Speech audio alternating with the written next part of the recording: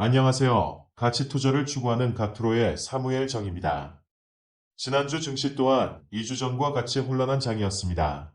2주 전 다우와 S&P 같은 주요 증시들이 조정을 받을 때에도 홀로 잘 성장하던 나스닥은 고점을 한번 찍은 뒤 큰 조정을 받아 하락했고, 이후 다시 상승을 하지 못하고 힘겨루기를 하며 오르락내리락하면서 지난 한 주 증시가 마감되었습니다.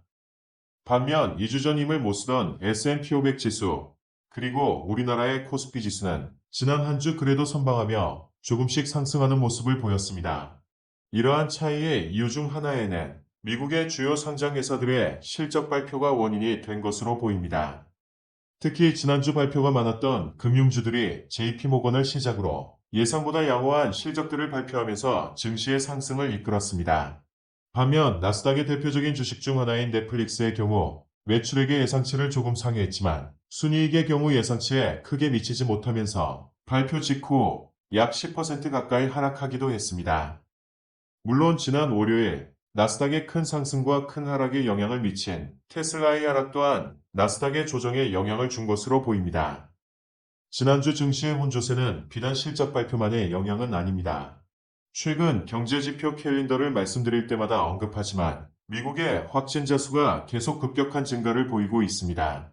지난 7월 2주차 경제지표 캘린더에서 말씀드릴 때는 하루 5만 명이었지만 3주차로 넘어오면서 6만 명을 넘어섰고, 이번 7월 4주차의 경우 하루 7만 명 이상의 확진자가 발생했습니다.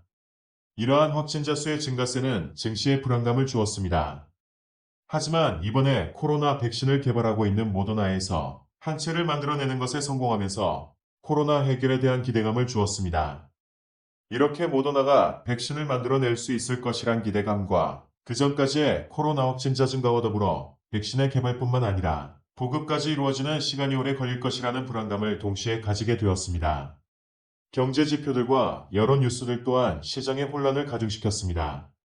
방금 말씀드렸듯이 지난주 주요 회사들의 실적 발표, 그 중에서도 특히 걱정했었다 금융주들의 실적이 좋게 나오면서 실적 발표에서는 증시에 긍정적인 영향을 미쳤지만, 반면 경제 지표들의 경우 5월, 6월 발표에서 계속 회복세를 보였던 모습과는 다르게 지난주 별로 좋지 않은 모습을 보이면서 증시의 하락 요인이 되었습니다.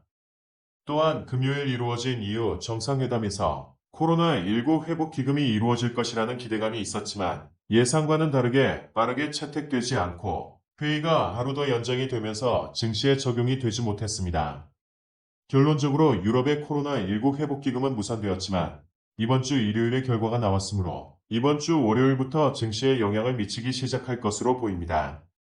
더불어 홍콩자치법을 둘러싸고 미국과 중국의 대립이 강화될 것으로 예상되면서 점점 증시는 변동성이 증가되어 갈 이슈들이 많아지고 있는 상황입니다. 이렇게 점점 증시의 변동성과 혼란이 가중되고 있는 상황 속에서 이번 주 증시는 중요한 위치에 있는 것 같습니다. 이번 주 만약 여러 경제 지표들과 뉴스들이 부정적인 상황을 나타내면서 증시의 하락을 부추긴다면 증시는 다시 한번 큰 조정을 받을 수 있는 그런 자리로 보여집니다. 과연 이번 주에는 어떤 경제 지표들이 있을지 이제 확인해 보겠습니다. 월요일입니다. 월요일에는 중국에서 중국인민은행 대출 우대 금리를 발표합니다. 2020년 중국은 지난해 연속인 해로 기억이 될 것 같습니다. 2020년 봄 코로나 바이러스로 시작되어 여름인 지금은 엄청난 호우로 인해서 큰 피해를 받고 있습니다.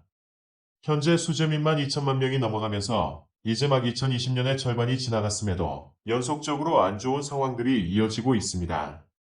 최근 중국이 경기 부양을 위해서 지방채의 가능 한도를 높이는 등 여러 경기 부양책들을 내고 있는 상황 속에서 금리의 인하 또한 이러한 경기 부양책에 포함되는 만큼 이번에 대출 우대 금리를 내릴지도 확인해보면 좋을 듯합니다. 수요일입니다.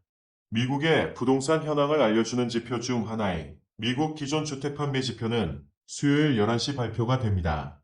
지난 코로나 발생 이후 꾸준히 하락하는 모습을 보여준 이 지표는 이번 6월 예측치에서는 다른 6월 경제 지표들과 비슷하게 다시 상승하며 회복할 것이라는 예측을 보여주고 있습니다. 지난 5월에서는 예측치보다 훨씬 많이 하락하는 모습을 보여줬었지만 이번에는 예측치만큼 어느 정도 회복하는 모습을 보여줄 수 있을지 확인해야겠습니다. 수요일 하면 역시 가장 먼저 떠오르는 경제 지표는 바로 원유 재고가 아닐까 싶습니다. 매주 수요일 미국의 원유 재고량을 보여주는 원유 재고 지표는 원유 투자에 있어서 큰 영향을 미치는 지표이기도 합니다. 최근 코로나 사태와 겹치면서 유가가 증시를 따라가는 모습을 많이 보여주었지만 지난주에는 원유 재고가 큰 영향을 주었습니다. 오펙의 감산합의 기간이 마무리되어가면서 유가가 하락하는가 싶었지만 수요일 원유 재고가 크게 줄어든 모습을 보여주면서 유가 상승에 영향을 미치기도 했습니다. 지난주에는 오펙 플러스의 감산합의가 한 번 더 이루어졌습니다. 지난 7월 감산합의의 경우 각 국가들의 평균 이행률이 107%에 이르면서 감산합의가 잘 이루어진 모습을 보였습니다. 또 유가가 40달러 초반으로 감산합의 이후 유가를 끌어올리는 것에 어느 정도 성공했고 40달러에 형성된 가격이 몇 주간 안정적으로 이어지면서 이번 회의에서는 감산량을 줄이기로 합의가 되었습니다. 원유 재고는 앞으로 이 합의가 유가에 어떻게 영향을 미칠지 예측해보는 것에 큰 도움을 주는 지표 중 하나이므로 원유를 투자하시는 분들이라면 꾸준하게 지켜볼 필요성이 있어 보입니다. 목요일입니다. 목요일 우리나라에서는 2분기 GDP가 발표됩니다. 각 분기당 2번씩 발표하는 중 이번이 2분기의 첫 번째 발표입니다.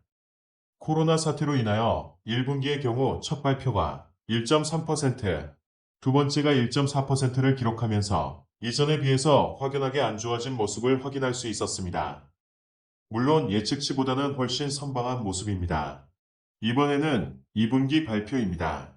걱정이 되는 것은 지난 4월달의 지표들이 대부분 안 좋게 나왔다는 것이고 5월의 경우에도 경상수지나 무역수지에서 4월 적자에서 흑자로 돌아선 모습을 보였지만 겨우 적자만 면한 모습이었습니다. 그래도 6월달에는 경상무역수지 모두 좋게 나왔고 다른 경제 지표들 또한 괜찮게 나왔습니다. 2분기 첫 발표인 만큼 예측하기 쉽지 않고 예측치도 나와 있지 않아 조금 걱정이 됩니다. 과연 우리나라의 이번 2분기 GDP 성적은 어떻게 나왔을지 목요일 확인할 수 있을 것 같습니다.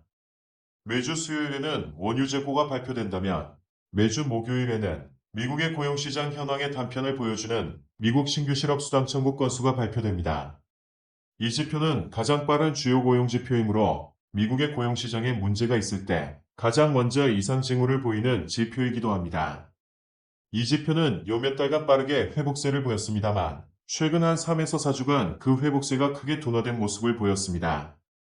지난주에도 회복세의 폭이 더욱 크게 줄어들면서 증시에 안 좋은 영향을 미친 것을 확인할 수 있었습니다.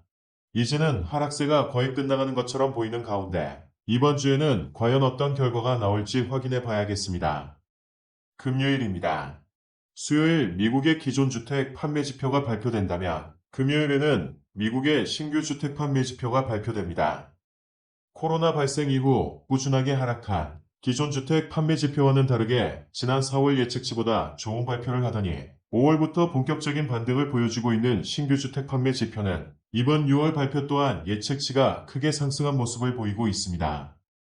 이 정도라면 지난 코로나가 발생하기 이전과 비슷한 수준입니다. 과연 미국의 부동산 지표들은 이번 주에 어떤 모습을 보여줄까요? 이번 주에는 주요 경제 지표들이 많지 않은 편입니다. 그런 만큼 경제 지표와 미정부나 연준의 깜짝 뉴스에 증시가 반응할 가능성이 높아 보입니다. 특히 미국 증시의 경우 최근 가파르게 상승한 점과 코로나 확진자 수 증가 등과 같이 증시에 조정으로 작용할 가능성이 높은 심리가 확산되고 있는 만큼 연준에서 경기 부양을 위한 다음 정책 카드를 꺼낼 가능성이 높은 시기이기도 합니다. 점점 시장에 예측하기 어려운 변동성이 커지는 만큼 투자에 유의하면서 최대한 리스크를 줄이는 운용 방식으로 투자를 진행해야 할 것으로 보입니다. 이번 주에도 좋은 한 주 되시기 바라면서 다음 주에도 경제지표 캘린더로 찾아뵙겠습니다. 구독과 좋아요, 공유까지 부탁드리면서 지금까지 가트로의 사무엘 정이었습니다. 감사합니다.